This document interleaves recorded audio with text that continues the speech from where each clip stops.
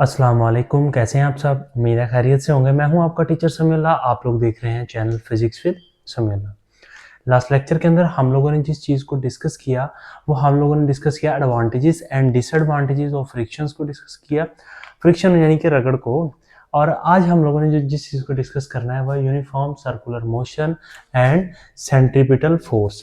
आज का हमारा लेक्चर जो है वो लेक्चर नंबर 14 है, लेक्चर नंबर 14 नाइन्थ क्लास का। तो सबसे पहले हम लोग देखते हैं सर्कुलर मोशन क्या है, यूनिफॉर्म सर्कुलर मोशन क्या है, और देन हम लोग किस पे जाएंगे, सेंट्रीपिटल फोर्स के ऊपर। तो लेक्चर शुरू होने से पहले या लेक्चर की तरफ जाने से पहले अगर आप लोगों ने चैनल को सब्सक्राइब नहीं किया तो चैनल को सब्सक्राइब कर दें, बेल आइकन को प्रेस कर दें और वीडियो को लाइक लाजमी कर दिया करें, ताकि ये छोटी सी मोटिवेशन होती है जो हमें जो है वो मज़ीद काम करने में मदद देती है। ठीक है, चलें लेक्चर की तरफ चलते हैं।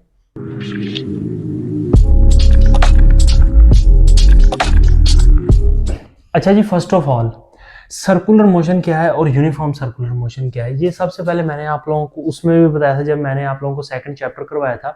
जब मैंने आप लोगों को सेकंड चैप्टर करवाया उसके अंदर मैंने आप लोगों को एक चीज़ बताई थी, क्या एक यूनिफॉर्म वेलोसिटी होती है, एक यूनिफॉर्म एक्सेलरेशन होती है, सेम एज इट इज हम लोगों ने सर्कुलर मोशन और यूनिफॉर्म सर्कुलर मोशन को पढ़ना है। ठीक है, डेफिनेशन की तरफ चलते हैं। वो कहता है the uniform motion, the motion of an object in a circular path is called circular motion. समझ आई कि नहीं? अब वो कहता है कि ऐसी चीज जो सर्कल में मूव कर रही है, ऐसी चीज जो सर्कल में मूव कर रही है उसको क्या कहा जाता है, सर्कुलर मोशन बोला जाता है। उसको क्या बोला जाता है, सर्कुलर मोशन। तो फिर इनमें डिफरेंस क्या है सर, इनमें डिफरेंस क्या है, ये क्या चीज है जो हमें जो है वो मदद दे रही होती है इन दोनों में से? तो इसके अंदर एक चीज कांस्टेंट स्पीड, क्या चीज, कांस्टेंट स्पीड। ये जो कांस्टेंट स्पीड है यही मेन डिफरेंस है, उसके अलावा इन दोनों के अंदर कोई डिफरेंस नहीं है। ठीक है, सर्कल के अंदर ही दोनों चीजें मूव कर रही होती है। जब ये सर्कल के अंदर मूव कर रही होंगी इसके अंदर कांस्टेंट स्पीड नहीं होता, इसके अंदर मोस्टली चीजें डिपेंड कर रही होती है सिनेरियो पे, कि क्या सिनेरियो चल रहा है, किस तरह की चीजें इसके ऊपर आ रही हैं या नहीं आ रही। जिस तरह सपोज दैट इसके अंदर स्पीड जो है वो क्या करती है, वेरी करती है, यानी चेंज होती है, स्पीड एक जैसी नहीं रह सकती। इसके अंदर एक्सेलरेशन वो भी कांस्टेंट नहीं रह सकती, अगर स्पीड कांस्टेंट नहीं है तो एक्सेलरेशन भी कांस्टेंट नहीं। वो मैं आपको बताऊंगा कि इसके अंदर कैसे होती है। Force depend on the scenario, force जो होती है वो किस पे डिपेंड कर रही होती है, सिनेरियो पे डिपेंड कर रही होती है। ठीक हो गया। नेक्स्ट हम चलते हैं, हमारा जो टॉपिक है यूनिफॉर्म सर्कुलर मोशन का। यूनिफॉर्म सर्कुलर मोशन क्या, वो कहता है the motion of a body, किसी भी बॉडी की motion moving with the constant speed, जो क्या करती है, कांस्टेंट स्पीड से मूव कर रही होती है, is called uniform circular motion. Uniform circular motion कहलाती है कांस्टेंट स्पीड। उसके बाद स्पीड जो है इसके अंदर कांस्टेंट होती है, वेलोसिटी जो है वो इसके अंदर चेंज हो सकती है। वेलोसिटी क्या हो सकती है, चेंज हो सकती है। मैं बताता हूँ कैसे। एक्सेलरेशन फिर से कांस्टेंट, इसकी एग्जांपल क्या है, सेंट्रीपिटल फोर्स। ठीक हो गया। अब हम चलते हैं जी सेंट्रीपिटल फोर्स की तरफ कि सेंट्रीपिटल फोर्स क्या है। Centripetal force, the force on the object on a circular path, इस सर्कुलर पाथ के ऊपर कोई भी फोर्स जो लग रही होती है, किसके लिए, किसी भी ऑब्जेक्ट को किसी सर्कल में मूव करवाने के लिए, उसको क्या बोला जाता है, सेंट्रीपिटल फोर्स बोला जाता है। ठीक है, centripetal force always acts perpendicular to the motion of the body। कैसे, सपोज डैट मैं कहता हूँ जी ये अर्थ है, ठीक है, ये हमारे पास जो है ये क्या है, ये मून है, या आप लोग यहाँ पे कह लेंगे हमने क्या किया है, स्ट्रिंग के साथ इसको बांधा हुआ, ये एक स्टोन है। ठीक है, अब जैसे ही ये मूव करेगा, जैसे ही ये मूव करेगा तो इसकी डायरेक्शन किस साइड पे होगी, अपवर्ड होगी। हम ऐसे घुमा रहे हैं, ऐसे इसको ऐसे पकड़ा और ऐसे ऐसे हम घुमा रहे हैं यहाँ से ऐसे। ठीक है, तो ये ऐसे की तरह। तो अगर हम ये देखें तो हमने इस चीज को देखा कि ये तो परपेंडिकुलर नहीं बन गया। अगर मैं इसी चीज को ऐसे उठाऊं, आप ये समझेंगे ये वाली लाइन ऐसे है इस तरह, और ये वाली लाइन उसके ऊपर है, ऐसे ही है ना, तो ये क्या हो गया, परपेंडिकुलर। तो ये क्या कर रहा होता है, फोर्स क्या लग रही होती है, परपेंडिकुलर लग रही होती है किसी भी मोशन के ऑब्जेक्ट के ऊपर। अब वो हमें एक एग्जाम्पल दे देता है, एक सीन बता देता है। ठीक है, उसके अंदर वो कहता है जी एक्सप्लेनेशन क्या है, लेट द बॉडी, कोई भी बॉडी ऑफ अ मैस जिसका मैस है m, move with a uniform speed, वो क्या कर रही है, यूनिफॉर्म स्पीड से मूव कर रही है, यानी हमारे पास सर्कुलर मोशन में मूव कर रही है वो। ठीक हो गया।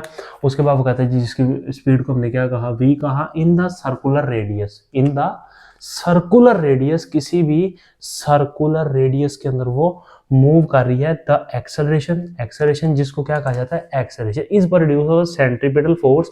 अब जो सेंट्रीपिटल फोर्स की वजह से एक्सेलरेशन होगी तो वो सेंट्रीपिटल एक्सेलरेशन भी तो कहलाएगी। ठीक है, तो सेंट्रीपिटल एक्सेलरेशन क्या है, तो एक्सेलरेशन, सबसे पहले हम एक्सेलरेशन दिमाग में लेके आते हैं कि एक्सेलरेशन हमने क्या पढ़ा था। तो एक्सेलरेशन हमने पढ़ा था rate of change of velocity. क्या था, rate of change of velocity, यानी कि वेलोसिटी में चेंज किसके अकॉर्डिंगली, टाइम के अकॉर्डिंगली। ठीक हो गया। तो अब हम एक्सल सेंट्रीपिटल फोर्स क्या सेंट्रीपिटल एक्सेलरेशन पढ़ रहे हैं, यानी कि ऐसी वेलोसिटी जो किसके रिस्पेक्ट में हो, किसी भी रेडियस के रिस्पेक्ट में। तो मैं यहाँ पे कह सकता हूँ कि हमारे पास जो ए सी है, यानी कि सेंट्रीपिटल एक्सेलरेशन, वो किसके बराबर है, वी स्क्वायर, यानी कि वेलोसिटी ओवर में आर। वेलोसिटी किस पे, रेडियस के रिस्पेक्ट में। ठीक हो गया। उसके बाद हमने क्या किया था, मैं इसको कह देता हूँ ये हमारे पास है जी एग्जाम इक्वेशन नंबर 1। ठीक हो गया। अब मैं यहाँ पे लिखता हूँ फ्रॉम न्यूटन्स सेकेंड लॉ। अब न्यूटन्स का सेकेंड लॉ हम लोगों ने थर्ड चैप्टर में पढ़ा हुआ है पहले। ठीक है, तो वो क्या होता है, F is equal to M, मैं यहाँ पे लिख देता हूँ F is equal to M और ए। तो अगर F is equal to M A हम लोग कहेंगे तो इसका मतलब क्या है, फोर्स है तो centripetal force is equal to mass centripetal acceleration, और इसको मैंने कह दिया जी हमारे पास इक्वेशन नंबर 2। ठीक है, ये भी हमारे पास हो गया। अब मैं क्या करता हूँ, यहाँ पे मैं कहता हूँ पुट, क्या करूँ मैं यहाँ पे पुट कर देते हैं हम equation number 1 in equation number 2 in equation 2। जब हम इसके अंदर वैल्यू लगा देंगे तो ये हमारे पास कौन सी वैल्यू आ जाएगी, रुको मैं बताता हूँ। एफ सी वैसे का वैसे ही, एफ सी हमारे पास क्या है, वैसे का वैसे ही। एम हमारे पास क्या है, वैसे का वैसे ही।